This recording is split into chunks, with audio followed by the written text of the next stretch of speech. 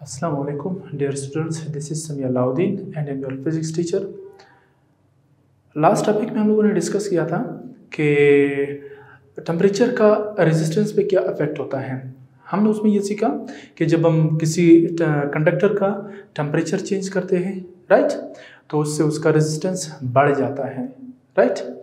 और हमने ये भी देखा था कि भाई ये रेजिस्टेंस कम बढ़ेगा या ज़्यादा बढ़ेगा, that depends upon the original resistance of the conductor, right. अगर ओरिजिनल रेजिस्टेंस कंडक्टर का ज़्यादा है तो चेंज इन टेम्परेचर देने से वो भी ज़्यादा होगा, रेजिस्टेंस की चेंज ज़्यादा आएगी। कम करेंगे तो वो कम हो जाएगा। वो दो रिलेशन हम लोगों ने, जो आपको याद होगा, हमने बनाए थे, जो दोनों चेंज इन रेजिस्टेंस के लिए थे। एक रेजिस्टेंस का चेंज हमने टेम्परेचर के रिस्पेक्ट से देखा था, फिर हम लोगों ने अल्फ़ा निकाला था उस इक्वेशन में से, और अल्फ़ा को हम लोगों ने डिफ़ाइन किया था कि अल्फ़ा असल में क्या बताता है। असल में वो ये बताता है कि कोई मटेरियल जो है वो कितना सेंसिटिव होता है to the change of temperature, यानी उसका रेजिस्टेंस कितना सेंसिटिव है, ठीक है, कि चेंज इन टेम्परेचर करेंगे तो कितना वो एहसास होता है, कितना वो ज़्यादा चेंज इन रेजिस्टेंस लाता है। यानी हम वो तो हम लोगों ने डिस्कस किए थे, सिर्फ आप लोगों के लिए मैंने रिपीट किया ताकि रिकॉल हो जाए।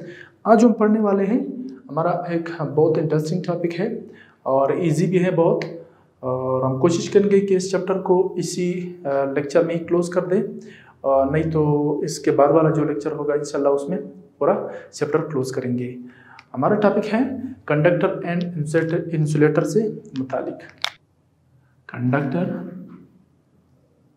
And insulator.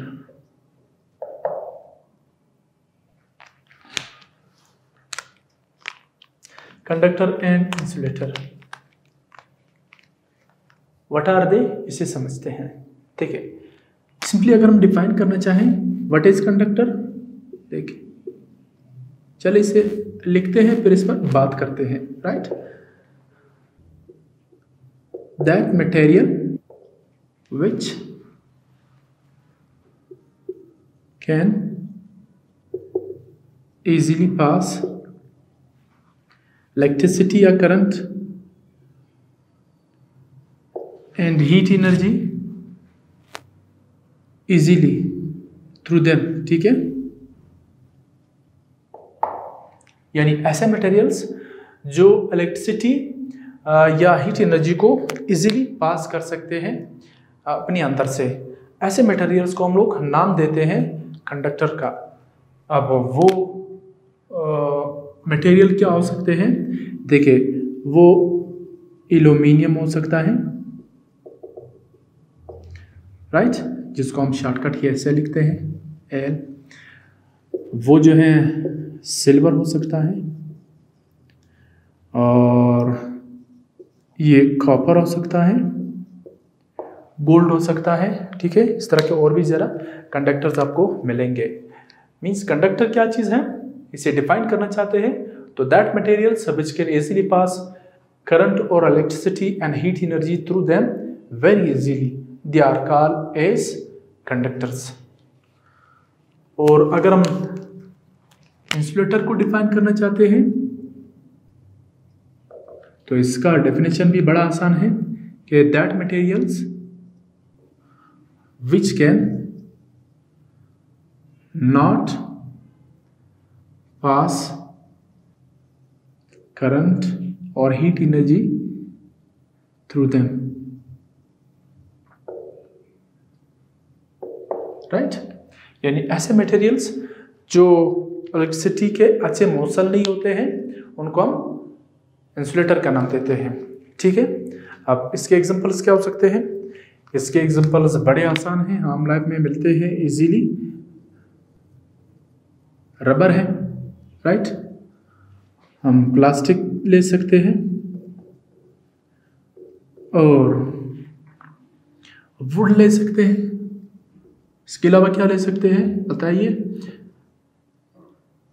ग्लास ले सकते हैं, etc, ठीक है। तो ये सारे के सारे जितने मैंने लिखे हैं, ये सारे मटेरियल क्या है, ये इंसुलेटर हैं। क्यों? क्योंकि इसमें से हम इलेक्ट्रिसिटी को पास नहीं कर सकते हैं। यानी जब हम इसके एंड्स पर इलेक्ट्रिक पोटेंशियल को अप्लाई करते हैं तो ये करंट को पास नहीं करेगा। बैटरी लगेंगे तो ये करंट को पास नहीं करेगा, राइट। ये मटेरियल क्या कहलाते हैं, इंसुलेटर्स कहलाते हैं।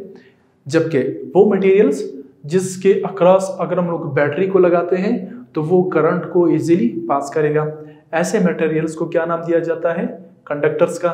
एल्यूमिनियम है, सिल्वर है, कॉपर है, जो बहुत आम यूज होते हैं। इसके अलावा भी कंडक्टर्स हैं। बहरहाल हम पढ़ते जाएंगे, जितना फिजिक्स आगे चलती जाएगी आपको ये सारी बातें बताएंगे, ठीक है। तो ये हमारे कंडक्टर्स हैं, दैट आर द इंसुलेटर्स, ठीक। लेकिन अब सवाल ये पैदा होता है कि ये कंडक्टर क्यों होते हैं या ये करंट को पास क्यों करते हैं और वो मटेरियल करंट को पास क्यों नहीं होने देते हैं। इसे समझते हैं, बड़े आसान है, ठीक है।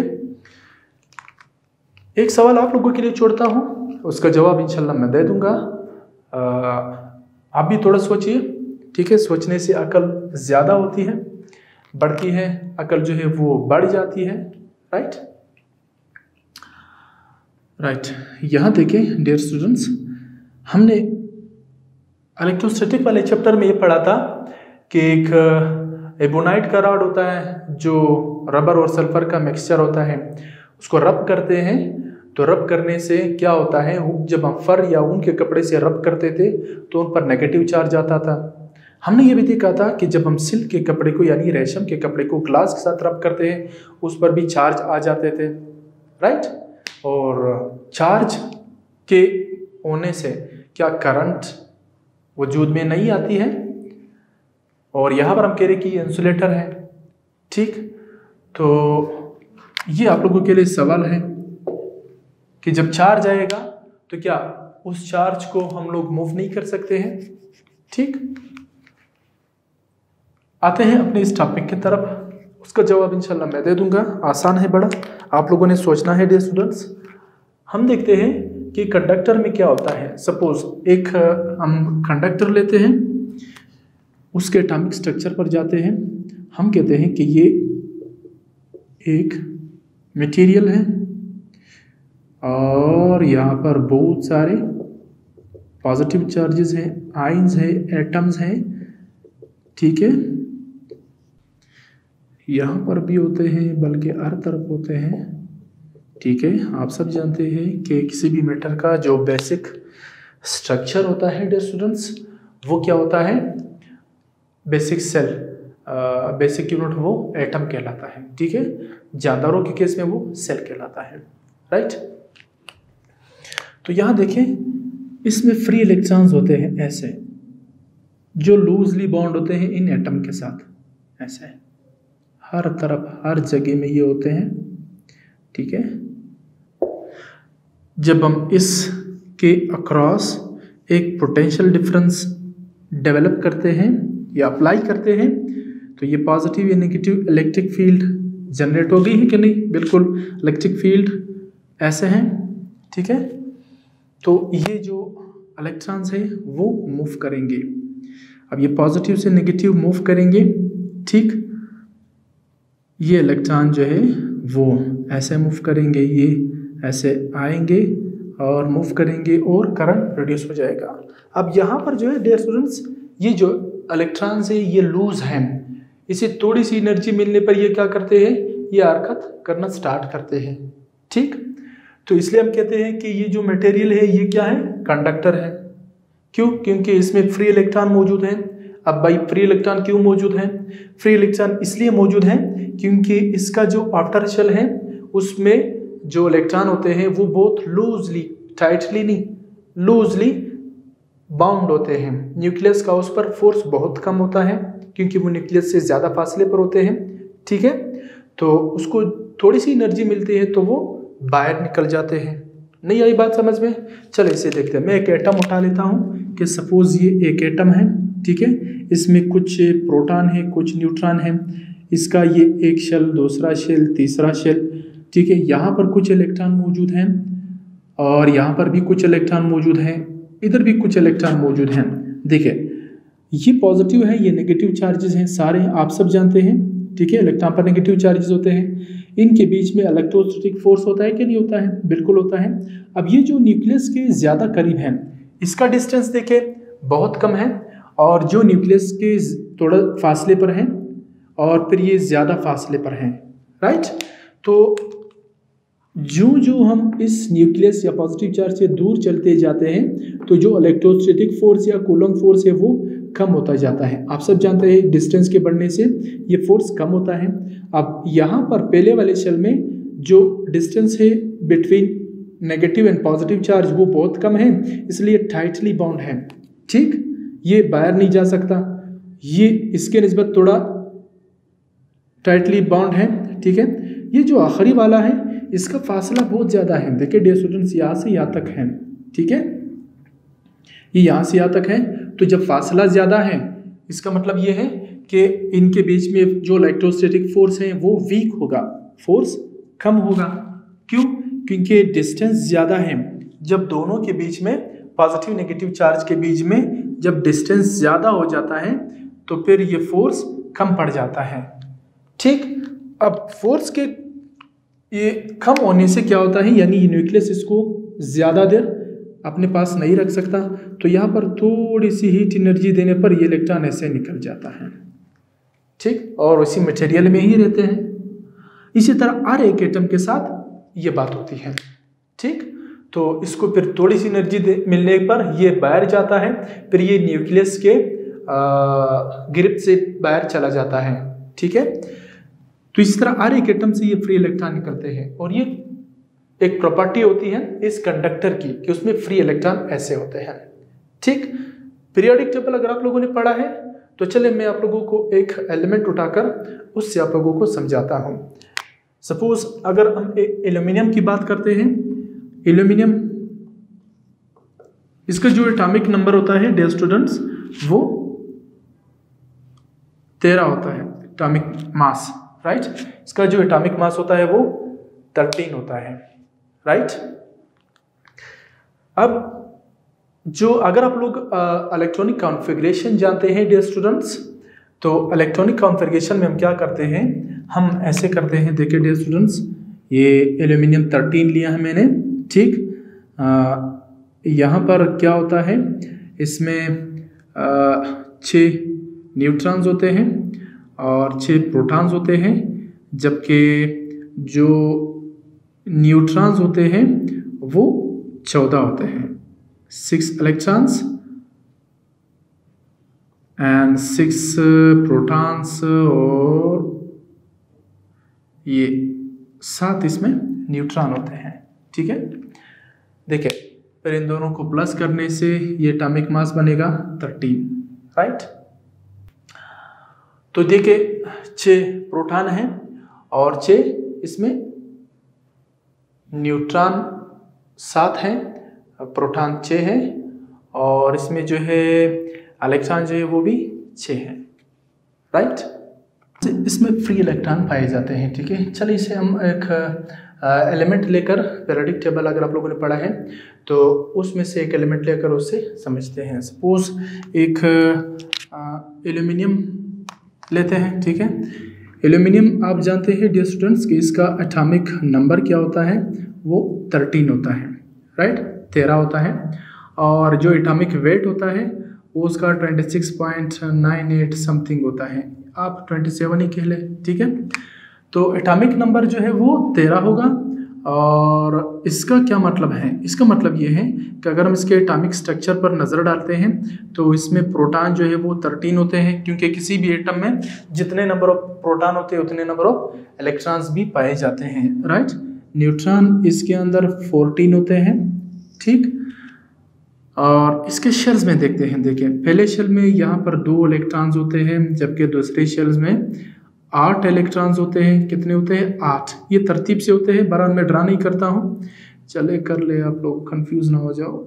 ये इसको अगर मैं सर्कल दूँ तो ये 8 होते हैं दूसरे शेल में, नील बोहर के फार्मूले में से मालूम कर सकते हैं। जबकि तीसरे शेल में क्या होता है, देखिए 2 और 8 10 हो गए। अब तीसरे शेल में ये 3 इलेक्ट्रॉन्स होते हैं, तीनों फ्री होते हैं, ठीक। और देखिए फासले पर भी है इनसे। अब ये जो फ्री इलेक्ट्रॉन होते हैं, देखिए पहले शेल में पेयर की शक्ल में है, जोड़ों की शक्ल में है इलेक्ट्रॉन्स, इसमें भी जोड़ों की शक्ल में है, और ये टाइटली बॉन्ड होते हैं इस न्यूक्लियस के साथ। और जो हमारा ये वैलेंस शेल है वो फिल है। जो लास्ट शेल है वो, ये जो लास्ट शेल है वो फिल नहीं है, ठीक है, इसमें इलेक्ट्रॉन की कमी है। इसे फिल करने के लिए 5 इलेक्ट्रॉन की ज़रूरत है, ठीक है। तो वो नहीं देंगे, बल्कि ये देखेंगे कि इसमें 3 फ्री इलेक्ट्रॉन है जो पेयर की शक्ल में नहीं है।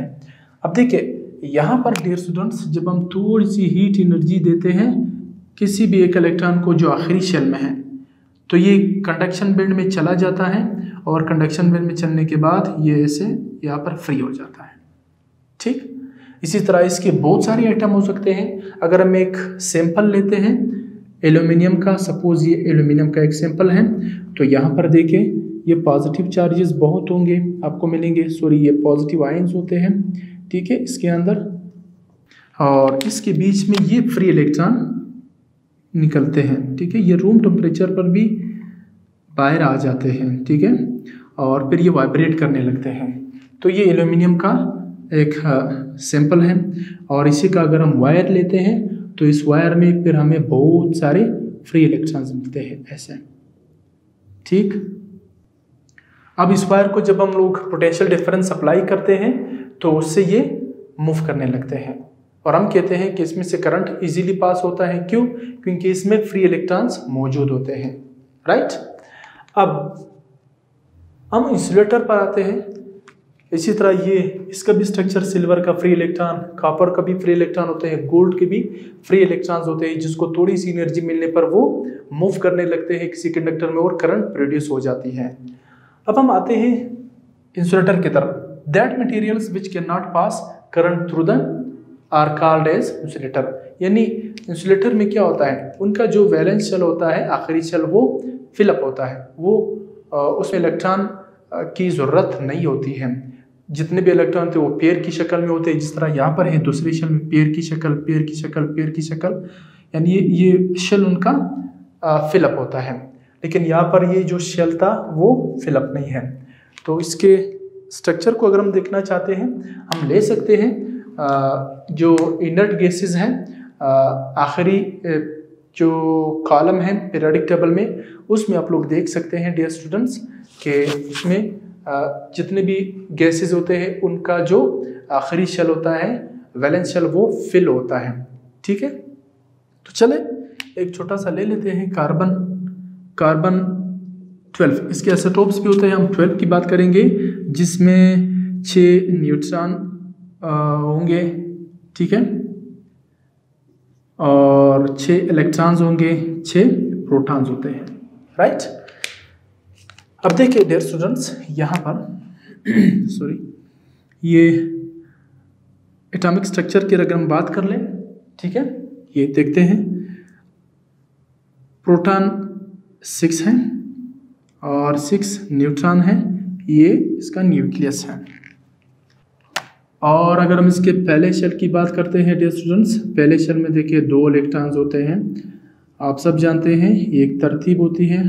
दूसरे शेल में कितने होंगे, ये 2 और ये 2, 4 इलेक्ट्रॉन्स होते हैं, ठीक है। अब 2 और 4 6 हो जाएंगे, जितने प्रोटॉन उतने इलेक्ट्रॉन्स होते हैं, इसीलिए पॉजिटिव नेगेटिव चार्जेस इक्वल होते हैं, तो नेट चार्ज जो इस एटम पर होते हैं वो 0 होता है। बहरहाल उससे हमारा काम नहीं है, हम ये जानना चाहते हैं कि कोई इंसुलेटर करंट को पास क्यों नहीं करता। देखिए इंसुलेटर के अंदर फ्री इलेक्ट्रॉन्स नहीं होते हैं, जिस तरीके से एल्यूमिनियम के आखिरी शेल में सिंगल इलेक्ट्रॉन था, फ्री इलेक्ट्रॉन था, ठीक है, ये पेयर की शक्ल में नहीं था, ठीक है। अगर ये दोनों पेयर बनाएंगे तो ये फ्री हो जाएगा, ठीक है। तो पेयर की शक्ल में नहीं होते हैं, बल्कि ये एक सिंगल इलेक्ट्रॉन होते हैं, उसको थोड़ी सी एनर्जी मिलती है तो वो बाहर आ जाता है और कंडक्शन के लिए तैयार हो जाता है, यानी कंडक्शन बैंड में ये चला जाता है, राइट। यहाँ पर देखते हैं डियर स्टूडेंट्स, इधर अगर हम इसको एनर्जी देते हैं तो ये दोनों पेयर की शक्ल में और टाइटली बाउंड है, ठीक है, ये जो है टाइटली बाउंड है टू द न्यूक्लियस, ये न्यूक्लियस के साथ मजबूती से बंधे होते हैं, ठीक है। इसको हम हीट एनर्जी थोड़ी सी देकर इसको हम कंडक्टर नहीं बना सकते हैं। इसी तरह इसका अगर हम एक सैंपल लेते हैं तो सैंपल क्या होगा, ऐसे ये सारे न्यूट्रल एटम होते हैं, इसमें कोई फ्री इलेक्ट्रॉन नहीं है, तो हीट एनर्जी देने पर ये रेजिस्ट करेगा। इसका रेजिस्टेंस बहुत ही ज़्यादा होता है, इसलिए करंट पास नहीं होने देगा। ठीक है, रेजिस्टेंस कंडक्टर में भी होता है लेकिन इतना नहीं होता। पोटेंशियल डिफरेंस अप्लाई करने से रेजिस्टेंस फिर कुछ देर के बाद ख़त्म हो जाती है, फिर करंट हमें स्मूथली मिलता है। राइट, तो ये इंसुलेटर इस तरह, रबर का भी ये स्ट्रक्चर होता है, प्लास्टिक का भी। आप लोगों ने इतना समझना है कि अगर कोई मटेरियल इंसुलेटर है तो वो करंट को पास नहीं करेगा। क्यों नहीं करेगा? क्योंकि उसके वैलेंस शेल में या आखिरी शेल में जो इलेक्ट्रॉन्स होते हैं वो फ्री नहीं होते हैं। ठीक है, सिंगल इलेक्ट्रॉन हमें नहीं मिलेंगे, पेयर की शक्ल में होंगे और टाइटली बाउंड होंगे to the nucleus. Right, nucleus के साथ ये एक मजबूत इलेक्ट्रोस्टैटिक फोर्स बनाए हुए होते हैं। ठीक, जबकि कंडक्टर क्यों कंडक्टर है? क्योंकि इसके आखिरी शेल में जो फ्री इलेक्ट्रॉन होते हैं वो इस न्यूक्लियस के साथ टाइटली बाउंड नहीं होते हैं, लूज होते हैं। ठीक है, ये लूज होने से क्या करते हैं, जब इसको थोड़ी सी एनर्जी मिलती है तो ये कंडक्शन के लिए तैयार हो जाते हैं। राइट, अच्छा, आपने ये सवाल पर आते हैं। हमने कहा था कि जब हम ये बात करते हैं कि जब चार्जेस अपेयर होते हैं इंसुलेटर पर तो उसको एनर्जी देकर क्या हम लोग उसको मूव नहीं करा सकते हैं? तो उसका जवाब है बिल्कुल नहीं करा सकते हैं डियर स्टूडेंट्स। क्यों नहीं करा सकते हैं? क्योंकि वो न्यूक्लियस के साथ टाइटली बॉन्ड होते हैं। तो फिर चार्ज कैसे अपेयर होता है? जब हम इसको रब करते हैं एक कपड़े के साथ, एक दूसरे मटेरियल के साथ, तो कुछ देर के लिए इसका इलेक्ट्रॉन डिस्प्लेस हो जाता है। ठीक है, ये डिस्प्लेस हो जाता है तो ऐसा लगता है कि इससे इलेक्ट्रॉन निकल गया है, लेकिन ये थोड़े से फासले पर रहता है। इस पर कुछ टाइम के लिए पॉजिटिव चार्ज अपेयर हो जाता है। ठीक, और कुछ वक्त गुजरने के बाद ये फिर अपने शेल के अंदर आ जाता है, बाहर नहीं रह सकता अकेला, ये इसके साथ दोबारा आ जाता है और ये फिर इंसुलेटर बन जाता है, यानी न्यूट्रल बन जाता है। तो जो चार्जेस किसी मटेरियल पर अपेयर होते हैं, ठीक है, वो कुछ वक्त के लिए होता है। इंसुलेटर्स पर कुछ वक्त के लिए होता है, कुछ वक्त गुजरने के बाद दोबारा वो अपने वैलेंस शेल में आ जाते हैं और न्यूक्लियस के साथ टाइटली बॉन्ड हो जाते हैं और नेट चार्ज उस मटेरियल पर जीरो हो जाती है। ठीक है, तो चार्ज तो हम किसी इंसुलेटर को कर सकते हैं बाय फ्रिक्शन। ठीक है, ग्लास रॉड को उठाया, सिल्क के साथ ऐसे रब किया तो उसके रब करने से उसको थोड़ी सी एनर्जी मिलती है, कुछ टाइम के लिए वो जो है पॉजिटिव चार्ज उस पर अपेयर हो जाते हैं। ठीक है, तो कुछ वक्त गुजरने के बाद फिर वो दोबारा उसके साथ जुड़ जाते हैं। ठीक है, वो इलेक्ट्रॉन लेते हैं और निकालते भी हैं। ठीक है, तो ये हमारा टॉपिक है जिसको हम लोगों ने कवर किया, कंडक्टर एंड इंसुलेटर। इसमें मेरे ख्याल में दिक्कत नहीं होनी चाहिए, बड़े आसान है। ठीक है, और इसका जो नेक्स्ट टॉपिक है हमारा वो है joules law and electrical energy. ठीक है, क्या इलेक्ट्रिकल एनर्जी और जूल्स लॉ में क्या रिलेशन है? छोटा सा टॉपिक है, उसे कवर करने की कोशिश करेंगे। हम आते हैं इस सवाल की तरफ जो हम लोगों ने किया था। ठीक है, कि ये जो इंसुलेटर्स होते हैं इनमें से चार्ज फ्लो क्यों नहीं कर सकता? ठीक, हाँ, हम चार्जेस को उस पर ला सकते हैं लेकिन उन चार्जेस को फ्लो नहीं करा सकते हैं। ठीक है, क्योंकि उनका रेजिस्टेंस बहुत ही ज़्यादा होता है। हम इलेक्ट्रोस्टैटिक चार्जेस उस पर इंडक्ट कर सकते हैं, ठीक है, प्रोड्यूस कर सकते हैं, लेकिन उसको मूव नहीं करा सकते हैं। देखिए, अगर हम एक ग्लास रॉड लेते हैं, उसको रेशम के कपड़े से या सिल्क के कपड़े से रब करते हैं तो उसमें से इलेक्ट्रॉन तो निकल जाते हैं, वो आ जाते हैं सिल्क के कपड़े पर, ग्लास पॉजिटिवली चार्ज हो जाता है। ठीक, अब ये जो चार्ज है ये स्टैटिक चार्ज होता है, इसको मूव नहीं करा सकते हैं। ठीक है, ऐसा नहीं है कि हम पोटेंशियल डिफरेंस ग्लास के अक्रॉस अप्लाई करेंगे तो इसके अंदर जो पॉजिटिव चार्जेस है मूव करेंगे और हमें करंट मिल जाएगा। ठीक है, ऐसा नहीं होता है, बल्कि ये इसका रेजिस्टेंस बहुत ज़्यादा होता है। अगर हम नेगेटिवली चार्ज करते हैं एबोनार्ड की रॉड को तो उस पर नेगेटिव चार्ज तो आ जाता है, लेकिन वो इलेक्ट्रोस्टैटिक चार्ज होता है, सिर्फ अपेयर होता है, उसी जगह पर ही खुश होते हैं। ऐसे नहीं कर सकते कि हम पोटेंशियल डिफरेंस एबोनाइट के रॉड के अक्रॉस लगाकर उनमें से नेगेटिव चार्जेस उसको मूव करा सके। एबोनाइट की रॉड हो या ग्लास हो, इंसुलेटर्स होते हैं, इनका रेजिस्टेंस बहुत बहुत बहुत ही ज़्यादा हाई होता है।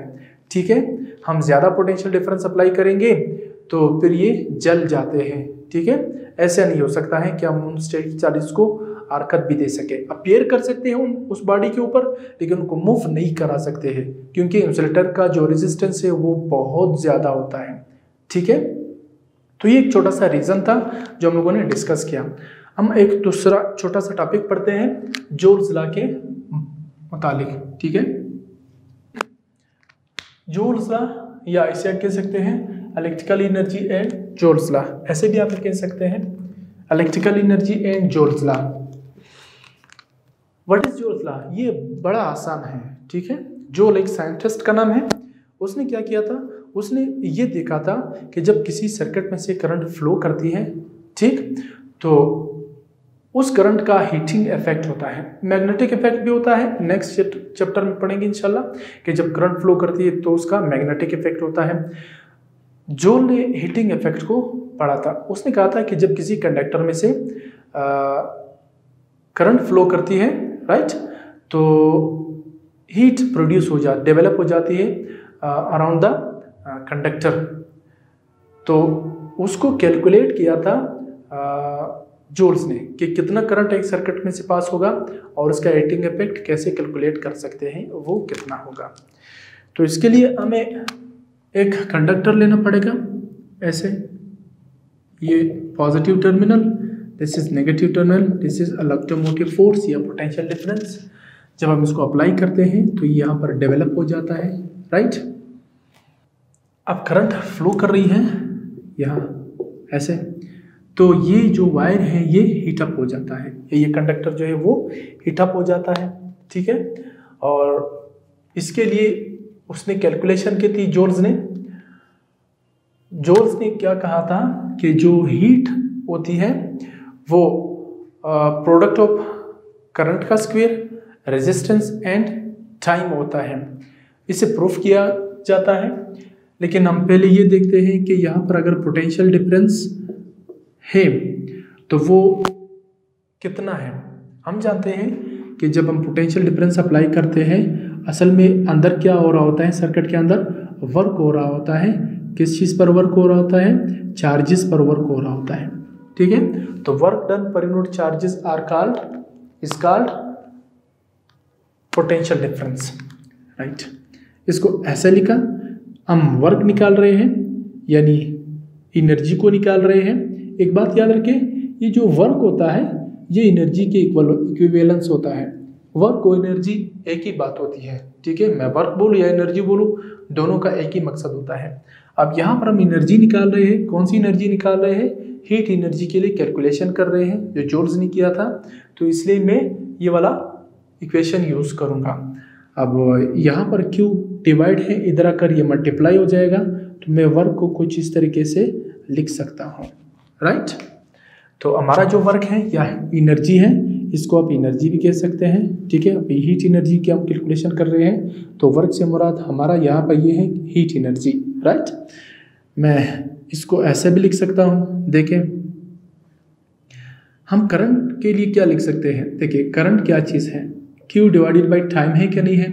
अब इसको यहाँ डिवाइड कर लो, डिवाइड है इधर आकर मल्टीप्लाई हो जाएगा, तो Q की वैल्यू क्या बनेगी? I into T, right. This is से our equation number 1।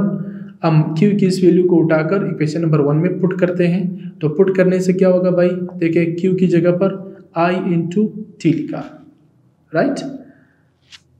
This is our equation number 2। यानी मैं इसको ऐसे लिख सकता हूँ कि I मल्टीप्लाई बाई टी और मल्टीप्लाई बाई वी। लिख सकते हैं ना? बिल्कुल लिख सकते हैं, ठीक। ये हमारा इक्वेशन नंबर 2 हो जाएगा। अब देखें, जूल ने क्या बताया? जूल ने कहा जब किसी सर्किट में से इलेक्ट्रिक करंट फ्लो करती है, ठीक है, तो वो गर्म हो जाती है और वो हीट एनर्जी हमें देती है, प्रोवाइड करती है। वो हीट एनर्जी हम इस फार्मूले से कैलकुलेट कर सकते हैं, ठीक। अब ये मुख्तलिफ इक्वेशंस में डिराइव करूंगा, सबका मतलब होगा हीट एनर्जी कैसे कैलकुलेट करेंगे जब सर्किट में से करंट गुजरेगा। इसकी जगह पर मैं क्या लिख सकता हूं, देखें हमने कहा था अकॉर्डिंग टू, चले लिख लेते हैं, आप कंफ्यूज ना हो। Now according to ohm's law. Ohm's law क्या है डियर स्टूडेंट्स, ये कि ओहम लॉ क्या है, V is equal to I R. ठीक है, तो V को रिप्लेस करूंगा by I R in equation number 2। ठीक है, इस इक्वेशन में या यहाँ पर देखिए I इंटू टी इंटू इसकी जगह पर I इंटू आर लिख सकता हूँ। अब ये I मिलकर क्या बनाएगा dear students, I square R T, ये भी हमारा इक्वेशन है। तो जूल का जो स्टेटमेंट है असल में वो इसी इक्वेशन से है। ठीक है, आपने परेशान नहीं होना है, ये सारा जो है कैलकुलेशन हमने किया है जूल लॉ को निकालने के लिए। यानी इसका मकसद क्या है, इसका मकसद ये है, वर्क तो असल में एनर्जी है, कि जो हीट एनर्जी एक सर्किट से हमें मिलेगी, ठीक है, जब उसमें से करंट गुजरेगा, तो उसकी कैलकुलेशन हम इस फार्मूले से कर सकते हैं। कितना करंट गुजर रही है और उसका स्क्वायर लेंगे, उस सर्किट का रेजिस्टेंस कितना है, कितने टाइम के लिए हम कैलकुलेशन कर रहे हैं। तो ये जूल्स लॉ है। तो जूल्स लॉ को अगर हम एक स्टेटमेंट की शक्ल में डिफाइन करना चाहें तो ऐसे कर सकते हैं कि heating effect of current is equal to the square of current, the product of square of current, resistance and time. ठीक है, यानी जूल ने कहा था जब करंट गुजरेगा एक सर्किट में से तो वो गर्म हो जाएगी, करंट जो है लॉस हो जाएगी, इलेक्ट्रिकल एनर्जी करंट की है वो कन्वर्ट होती जाएगी किस चीज़ में, हीट एनर्जी में। वो हीट एनर्जी हम कैसे कैलकुलेट कर सकते हैं, इस फार्मूले से कैलकुलेट कर सकते हैं। कितने टाइम के लिए, कितने रेजिस्टेंस में से कितना करंट गुजर रही है, इसका प्रोडक्ट लेंगे, हमें हीट एनर्जी मिलेगी किसी भी सर्किट के अराउंड जो हीट एनर्जी प्रोड्यूस होती है। राइट, ये आप लोगों ने रब कॉलम के तौर पर यूज करना है। दिस इज आवर रब कॉलम। राइट, तो इसका आप स्क्रीनशॉट लेना चाहते हैं तो आप ले ले, मैं साइड पर हो जाता हूं। ठीक है, राइट। अब ये हीट एनर्जी तो हमें मिलती है, लेकिन इस हीट एनर्जी को हम कैसे इस्तेमाल कर सकते हैं, क्या इसे हम यूजफुल वर्क के लिए यूज भी कर सकते हैं या नहीं, तो इसका जवाब है बिल्कुल यूज कर सकते हैं। देखिए डियर स्टूडेंट्स, आप लोग घरों में इलेक्ट्रिक हीटर यूज करते हैं कि नहीं करते हैं, और इसी तरीके से इलेक्ट्रिक आयरन होता है उसमें आप यूज करते हैं। ठीक, तो ये जो हीटिंग इफेक्ट ऑफ करंट है वो हम बहुत सारे यूजफुल वर्क में इस्तेमाल कर सकते हैं। ठीक, तो मुझे उम्मीद है ये आप लोगों को क्लियर हो चुका होगा। मिलते हैं आप लोगों से नेक्स्ट वीडियो में। टिल देन अल्लाह हाफिज।